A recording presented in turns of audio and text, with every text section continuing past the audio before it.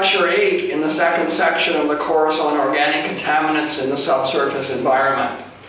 We've proceeded through the processes that affect contaminants when they're in the dissolved plume.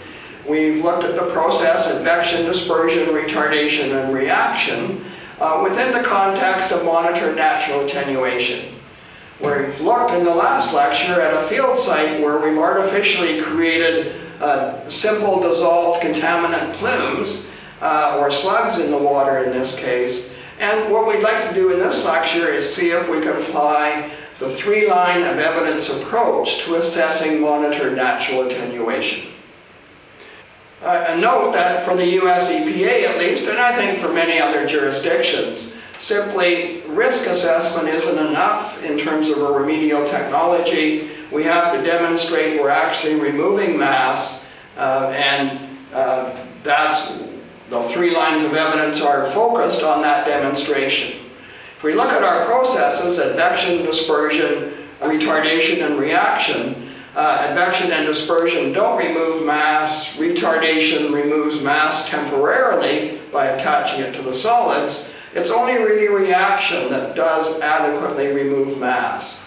So it's quite likely for organic contaminants to meet the remedial objectives at most sites that mass removal by some reaction will be required.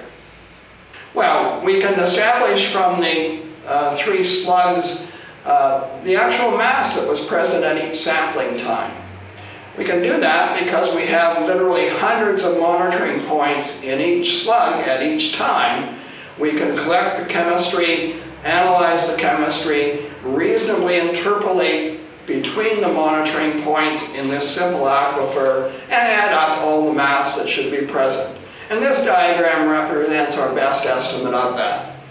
So you can see we plotted the mass versus the time since injection. The initial mass is the mass that we knew we injected, and from then on it's the mass we interpret from our monitoring.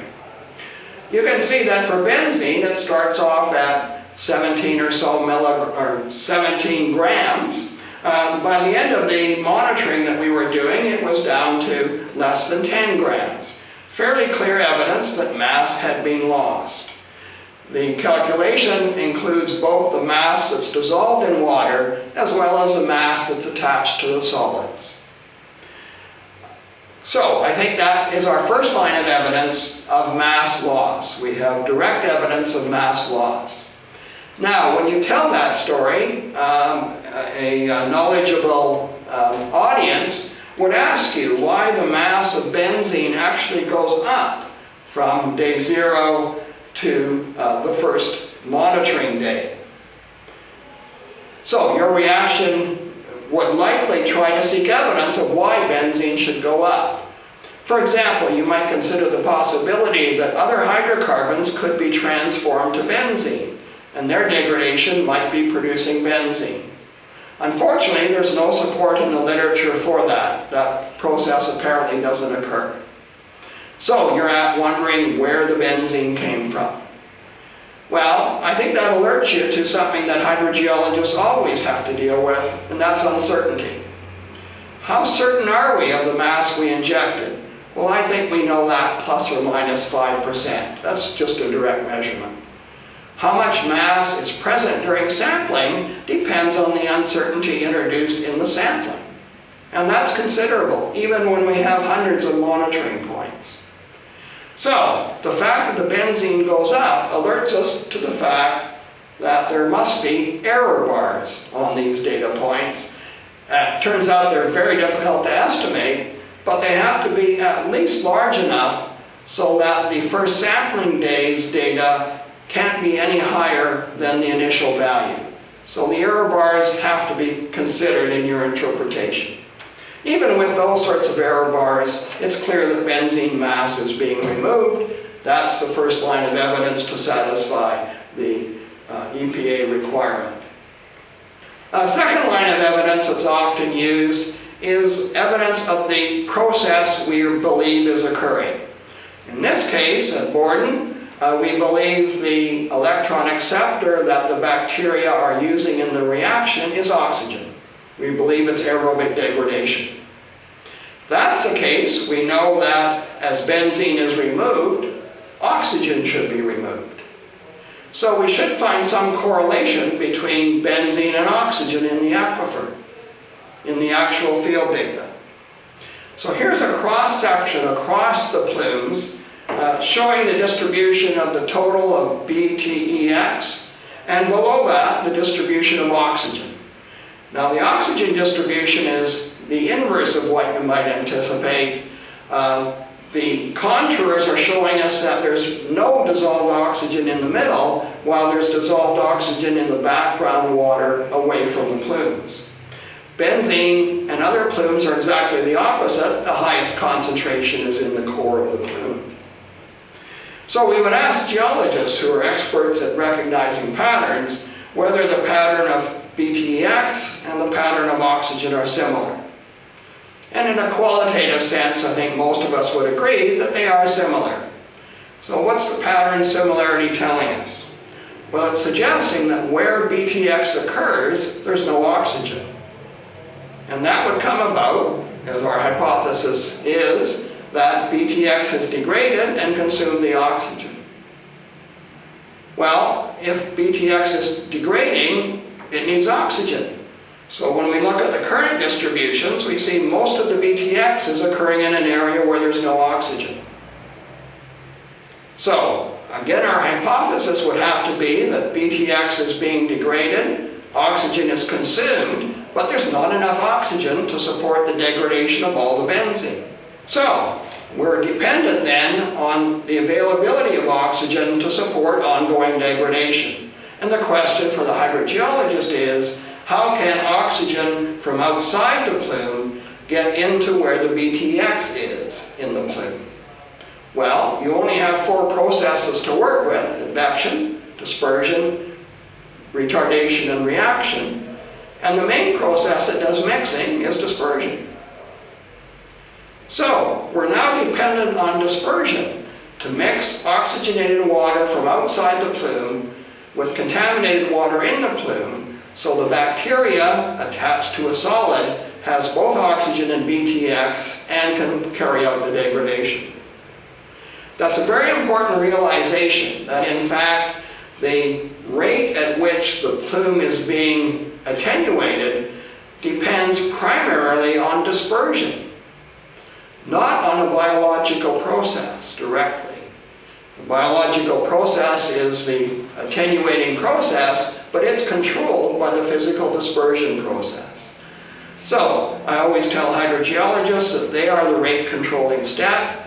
It's their fault that the benzene is persisting, but they're the people that have to assess dispersion, and it's not so important that we understand the details of the biological process, because it appears to be fast enough that it's faster than the dispersion process, which we're responsible for. So a third line of evidence that's often developed is evidence of the process in detail in the laboratory. In the field, you can't be certain of anything. There's always uncertainty, so we commonly like to move to the controlled conditions of the laboratory. In this case, the typical approach is called microcosm experiments, where you try and produce on small scale the aquifer conditions. So, in a small bottle, you put together groundwater and some of the contaminants with aquifer material. And in this case, because we believe oxygen is the important electron acceptor, we leave a little bit of space in the bottle that we fill with actually oxygen, pure oxygen. These bottles are then shaken slowly and periodically sampled to see how much BTX is present. You could also test for breakdown products if you anticipated reactions like TCE going to DCE. You would also be, of course, looking for DCE in those systems. And what you see is the data plotted here for benzene and toluene. The controls are made the same way, except they have a poison in them to stop biological activity.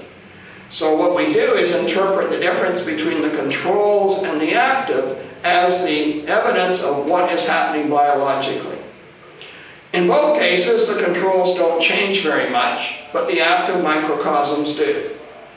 For benzene, virtually all the benzene is gone in a little over 100 days. For toluene, almost all the benzene is gone, perhaps by 60 and certainly by 100 odd days.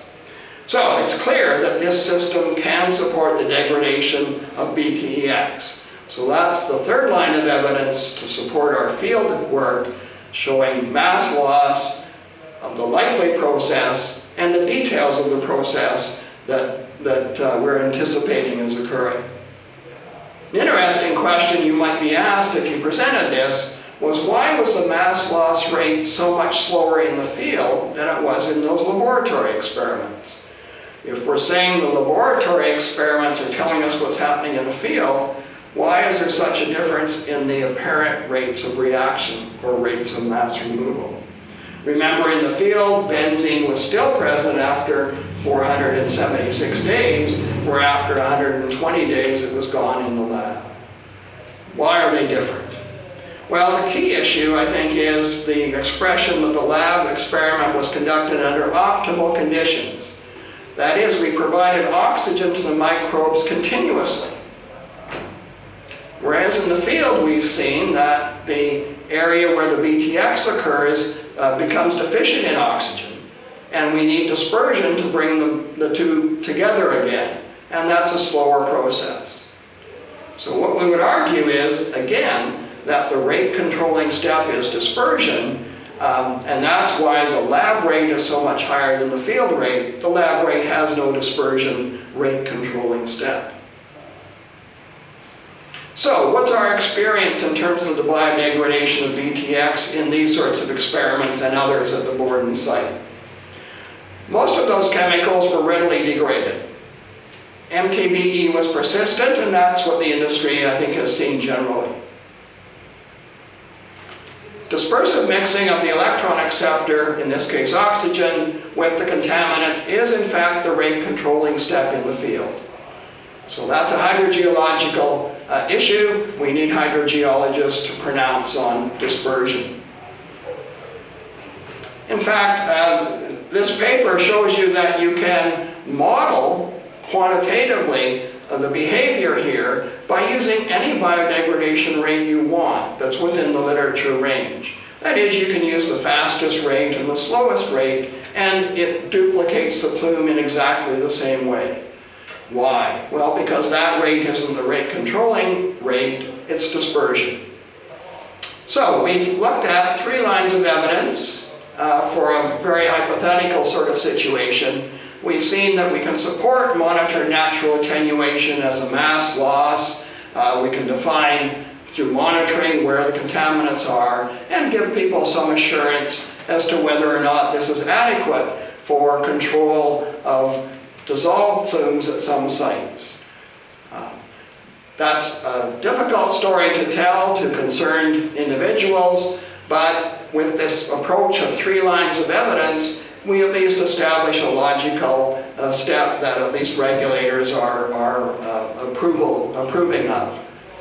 So, natural attenuation is real. It isn't always adequate, but it's rather cost effective, and it's generally considered to be the default remedial strategy if we can show that in fact it's adequate.